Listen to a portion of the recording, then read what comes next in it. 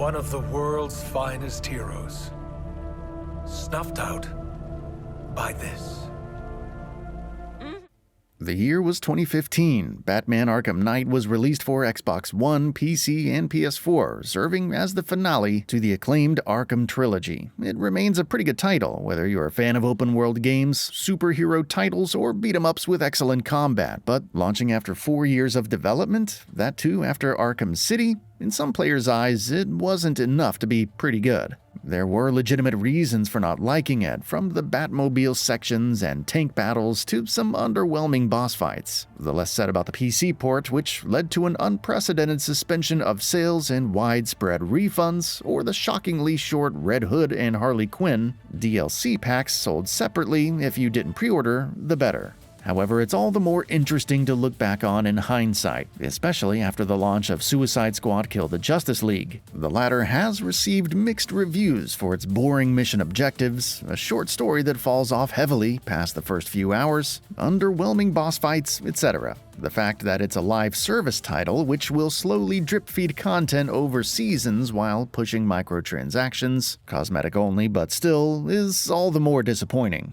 What happened to Rocksteady? How did it go from delivering a trio of excellent superhero titles, setting the bar for the genre and arguably video game trilogies, to floundering so badly? Think back to Batman Arkham Asylum's launch in 2009. Rocksteady wasn't well known back then, but it knew what it wanted to do. It took inspiration from Grant Morrison's Arkham Asylum, a serious house on serious Earth, crafting a darker version of the prison than most have known while presenting an original story. Batman wasn't treated as tacked on. The game revolved around his ethics, emphasizing hand-to-hand combat when necessary and stealth when possible. Everything from the Metroid-like exploration and gadgets to the rhythmic combat and direction is pitch perfect. It's almost difficult to believe that it was developed in 21 months with a small development team and looked as incredible as it does. Within 3 weeks, Batman Arkham Asylum sold almost 2 million units. A sequel was already planned before its launch, with a secret for Arkham City cleverly hidden away.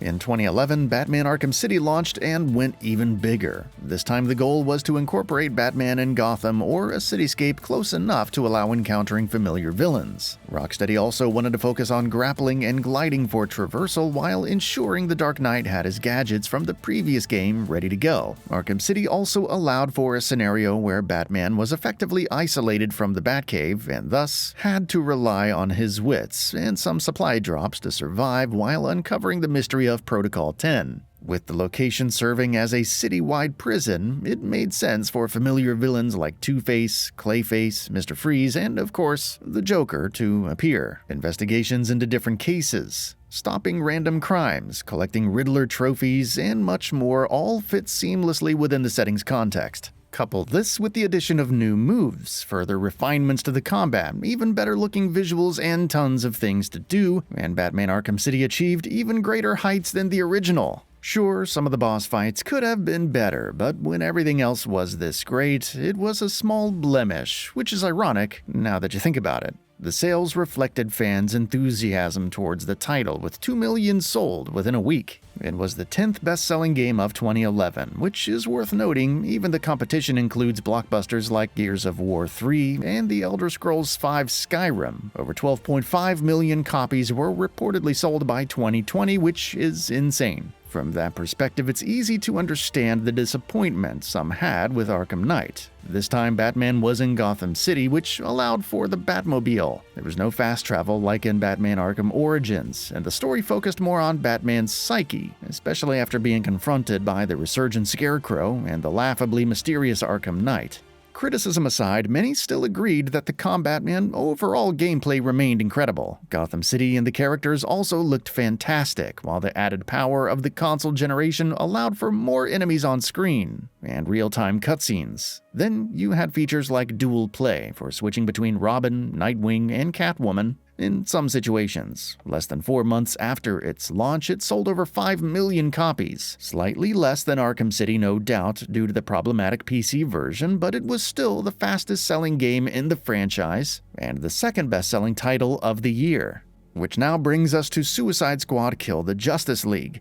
It's no secret that Rocksteady wasn't meant to develop this title. Warner Bros. Games Montreal had that role following the launch of Batman Arkham Origins, and hinted at in a post-credits cutscene. Following a reportedly underwhelming reception to the title, it was allegedly cancelled in 2016. Rocksteady was tasked with development and reportedly began working on it in 2017. The rumor that the developer pitched a Superman title was false, but at that point it was unknown whether the Suicide Squad title even existed. When 2020 rolled around, rumors suddenly emerged of the title, with Gotham Knights also cropping up. Both titles were officially announced at DC Fandom 2020, and the rest is history. But while little is known about the development of Gotham Knights, Suicide Squad is a somewhat different story. Around the time that the latest previews for the title dropped in January of 2023, Bloomberg's Jason Schreier revealed that Rocksteady was working on an unannounced multiplayer title that was also an original franchise and a Batman VR title. After being assigned to Suicide Squad, it allegedly had several false starts and multiple delays because the studio was transitioning into an unfamiliar genre.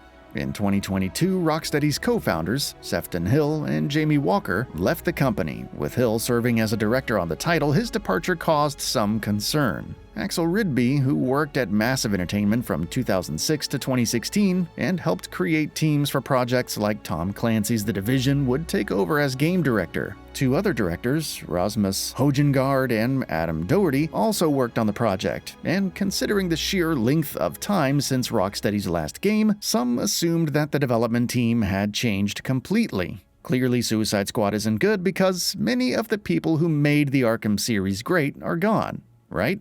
A brief comparison of staff between the releases somewhat says otherwise. Martin Lancaster and Ian Ball, who worked as writers on Arkham Knight, are still around. So are designer Ian Ball, programmer Ben Wyatt, and artist David Higo. Granted, these are a handful of names from a studio with 250 employees, but they're those who had major roles on Rocksteady's best titles. Was the departure of Hill, who also contributed to the writing, really enough to cause such a drop in quality? Even if WB Games decided to shift to a live service approach, causing Hill and Walker to leave in October of 2022, the controversial gameplay reveal occurred in January of 2023, confirming the existence of a battle pass, store, microtransactions, and whatnot. These elements would have been in place for a long time prior, along with the bare-bones endgame, lackluster writing, and underwhelming mission types. We may never know what happened behind the scenes, but Rocksteady may have been out of its depth for this type of game. Going from a beat-em-up style game with stealth to a looter shooter isn't easy, especially one that needs more content over time. It's not the first time that a studio skilled in single-player titles failed when working on a co-op-centric title with live service models or leanings. See Arcane Austin with Redfall and BioWare with Anthem. Even Bungie's Destiny suffered many issues at launch, and again with Destiny 2 before rebuilding into something successful, and it still struggles to stay relevant.